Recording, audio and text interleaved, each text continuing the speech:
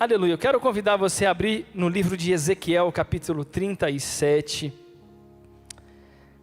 Ezequiel 37. Eu havia preparado um outro trecho para hoje, mas eu creio que o Senhor está falando conosco dentro desse capítulo, dentro desse trecho, e nós estamos nas quartas das causas extraordinárias. Quem tem uma causa que você diz é só Deus, é uma causa extraordinária? Olha só, quantas de verdade, não é na causa pequena, na causa grande, causa extraordinária. E eu quero convidar você então a ler Ezequiel 37:1. A mão do Senhor veio sobre mim, e Ele me levou pelo Espírito do Senhor a um vale cheio de ossos, e me fez andar de um lado para o outro, e vi que o número deles no vale era grande, e estavam muito secos. Irmãos, essa era uma causa impossível.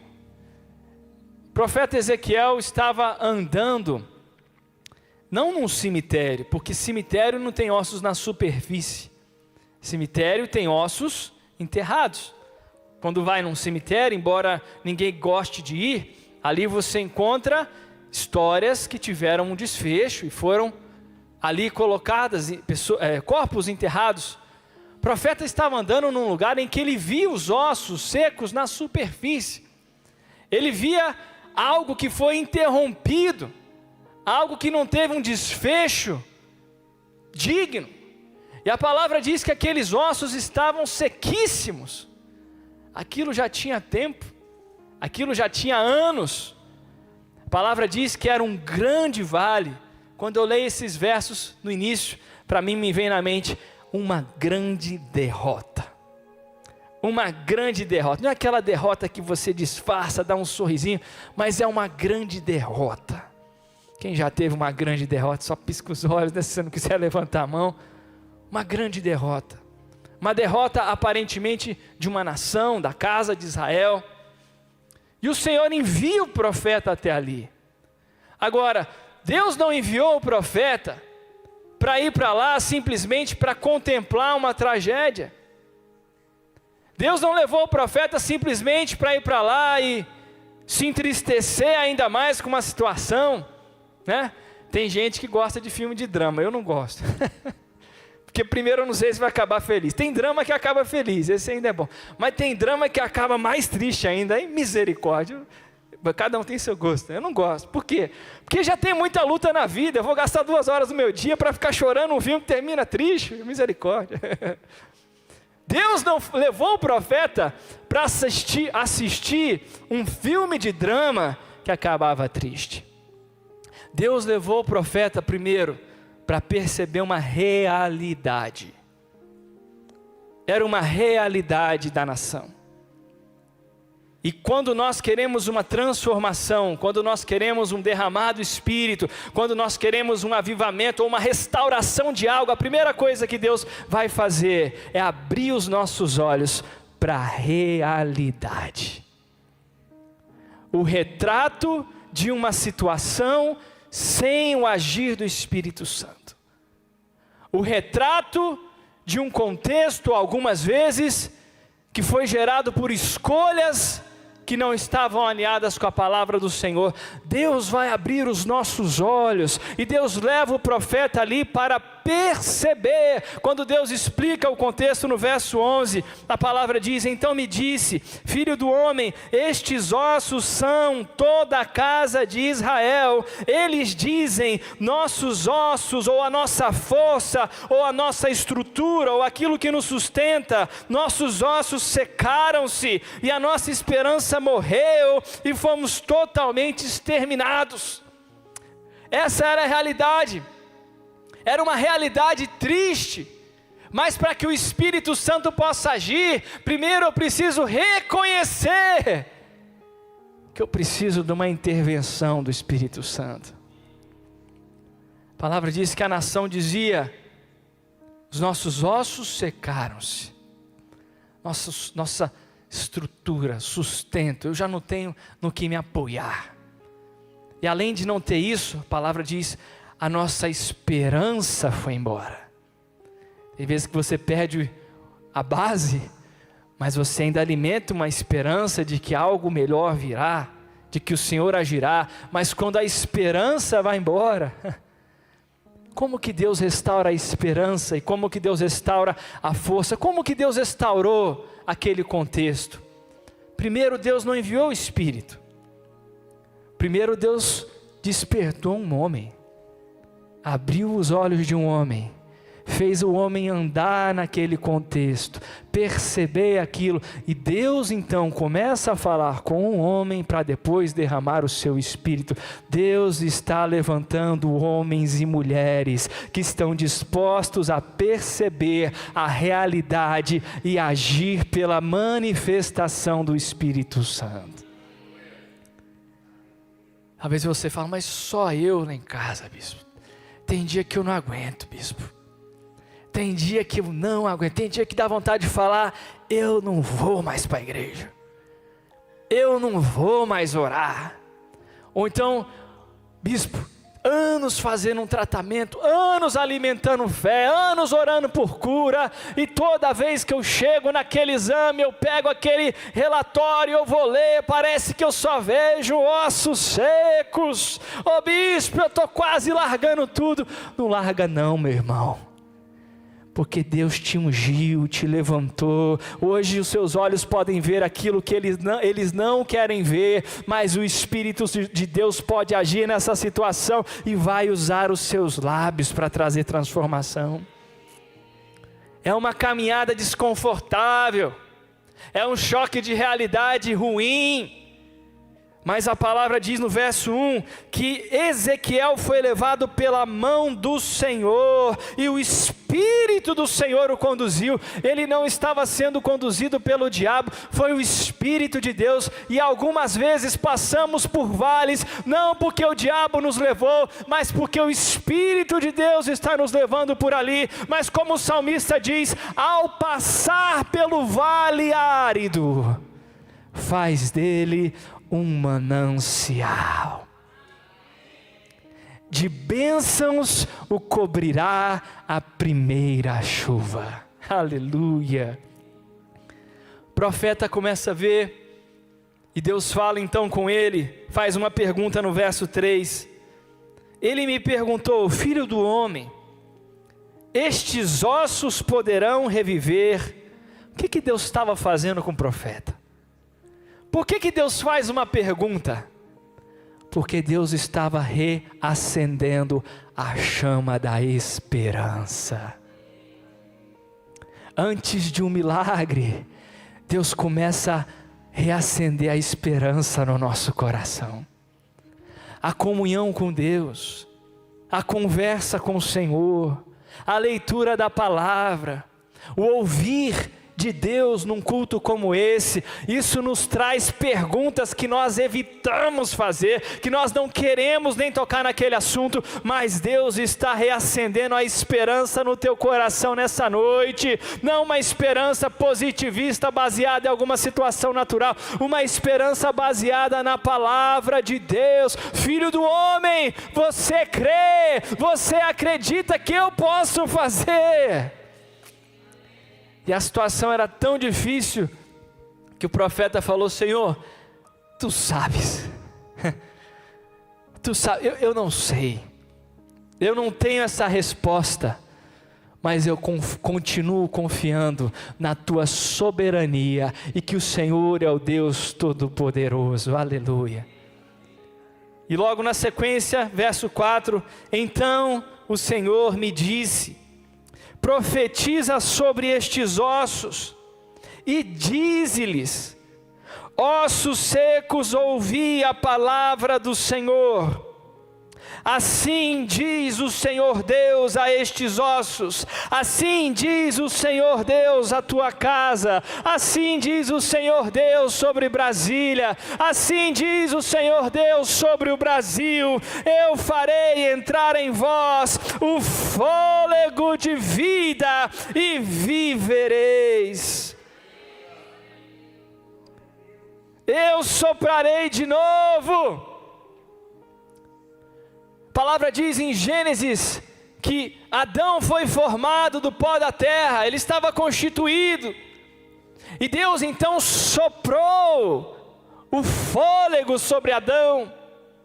O homem pode construir muitas coisas, pode levantar uma empresa, pode constituir uma família no sentido legal, pode constituir e edificar várias coisas, mas o que dará vida na verdade é o sopro de Deus, é a vida do Espírito ali. E Deus está falando: se vocês tiverem ouvidos para me ouvir, eu vou soprar de novo.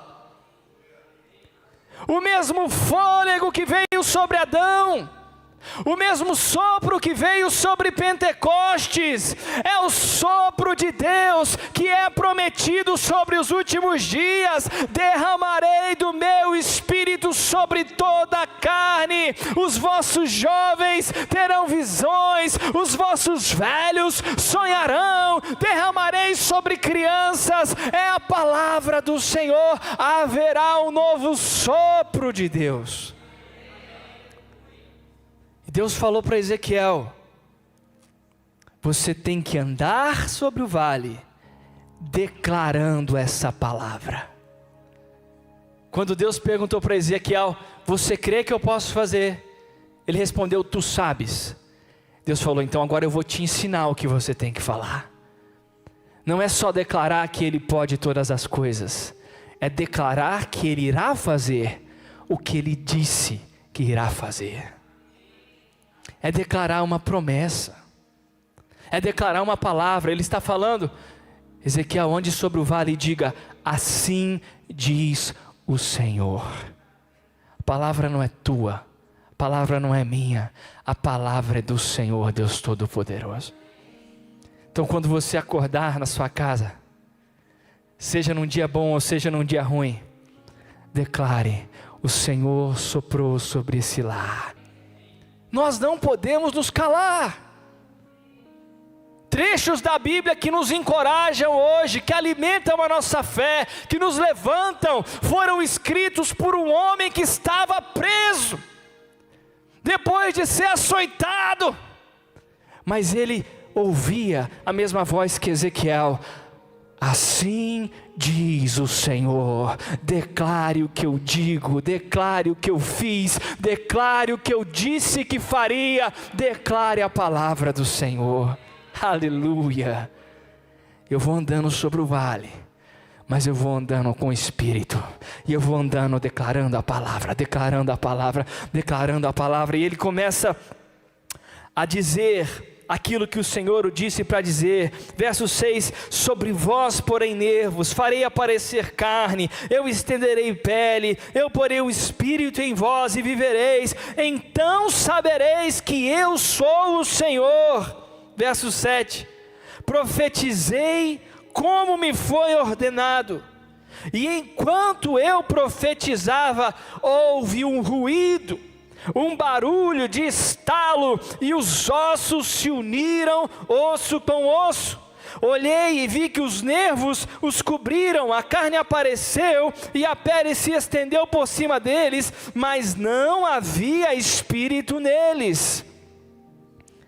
Ele começou a ver a transformação, mas ele ainda tinha uma inquietação: está faltando um sopro do Espírito. Meu irmão, não pare de buscar Deus só porque as coisas melhoraram, porque como melhorar, elas podem piorar de novo. Fala misericórdia, mas é verdade.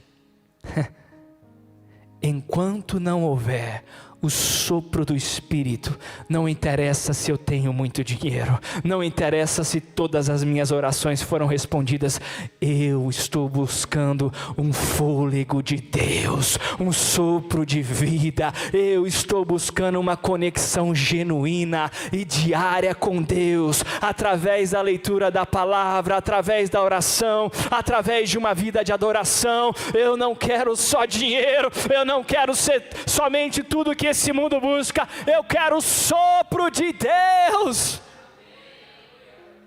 Estava Adão de pé ali novamente, Deus levantou Adão de novo naquele vale, assim como no Éden. Estava alguém que saiu do pó, que foi edificado, que foi levantado por Deus, mas faltava algo. E o profeta sabia disso, porque o profeta conhecia Deus. E quantas pessoas conheceram Deus e se afastaram de Deus e conseguem viver, ou melhor, fingem conseguir viver como um Adão vazio. Mas é preciso haver em nós um clamor pelo fôlego de Deus, pelo sopro de Deus. Eu não quero parecer um Adão vazio, eu quero buscar ser a imagem de Jesus, que andava por desertos, que andava por onde ia, até mesmo numa cruz, mas cheio do Espírito de Deus. Aleluia, aplauda o Senhor. Faltava um sopro. Deus havia prometido o sopro. Verso 9: então ele me disse: profetiza ao Espírito, ó filho do homem. Profetiza e dize ao Espírito: assim diz o Senhor Deus, ó Espírito, vem dos quatro cantos e assopra sobre estes mortos. Eles estavam vivos, ou melhor, eles estavam de pé. Eles tinham aparência de vivos, eles tinham nervo, tinham peles, mas Deus os chama de mortos, porque sem o Espírito não há vida. E a palavra diz: vem dos quatro cantos e assopra sobre estes mortos para que vivam. Profetizei como ele havia me ordenado. Então o Espírito entrou neles, e eles viveram e se puseram em pé um exército muito grande. Verso 11: então me disse: filho do homem, estes ossos são toda a casa de Israel. Eles dizem: nossos ossos secaram-se e a nossa esperança morreu, fomos totalmente exterminados. Portanto, profetiza e dize-lhes: assim diz o Senhor Deus. Aleluia, meu irmão, é a palavra escrita. Levanta sua mão. Eu não estou dando uma profecia da minha cabeça, nós estamos lendo a palavra. E se você recebe essa palavra com a sua mão levantada, eu vou ler o verso 12 e você receba. Portanto, profetiza e dize-lhes: assim diz o Senhor Deus, eu abrirei as vossas sepulturas, eu vos farei sair das vossas sepulturas, e vos trarei a terra de Israel, ó povo meu. E quando eu vos abrir as sepulturas e vos fizer sair, sabereis que eu sou o Senhor, ó povo meu, e porei em vós o meu Espírito, com E maiúsculo, o meu Espírito, e vivereis. Aleluia, glória a Deus. Deus está falando: eu vou abrir sepulturas. Foi o que Jesus fez com Lázaro. Jesus esperou 4 dias. Jesus estava andando aparentemente num lugar em que alguém estava morrendo por 4 dias, distante, mas estava esperando aquele contexto. E quando ele chega, ele fala: abra essa sepultura, porque ainda existe um sopro para entrar nesse lugar. Haverá um sopro novo de Deus sobre a face da terra. Nós temos a liberdade de escolha se vamos viver como um Adão vazio, ou se vamos viver como um novo homem que vive pelo fôlego do Espírito de Deus. O sopro do Espírito, uma causa extraordinária, que foi resolvida por um Deus extraordinário. Ó filho do homem, profetiza: assim diz o Senhor, eu soprarei sobre esse vale. Aleluia. Quero convidar você a ficar de pé, meu irmão.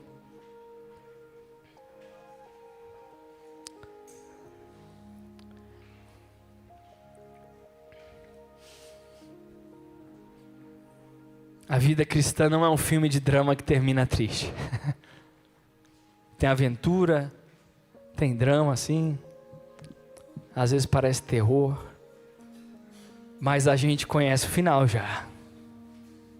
Agora, o poder da vida cristã não está só no final. O poder da vida cristã está no Espírito que nós temos hoje.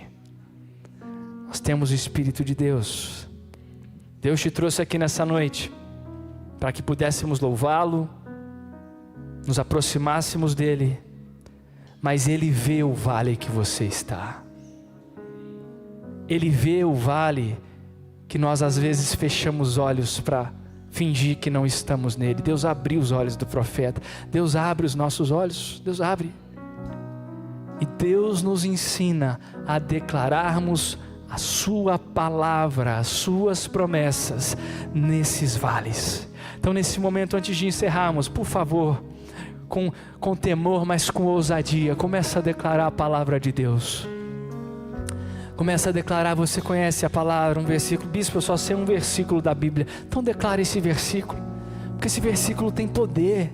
Saiu da boca de Deus. Declara sobre essa situação. Talvez tenha alguém enfrentando um câncer, talvez você está enfrentando uma enfermidade. Meu irmão, você não foi abandonado pelo Senhor. Ele está te ungindo de uma forma extraordinária nessa noite. Tem a unção do Senhor. Ele ungiu a igreja para levar cura, para levar vestes, óleo de alegria, vestes de louvor e de salvação. Senhor, nessa noite nós declaramos a tua palavra, como nós lemos.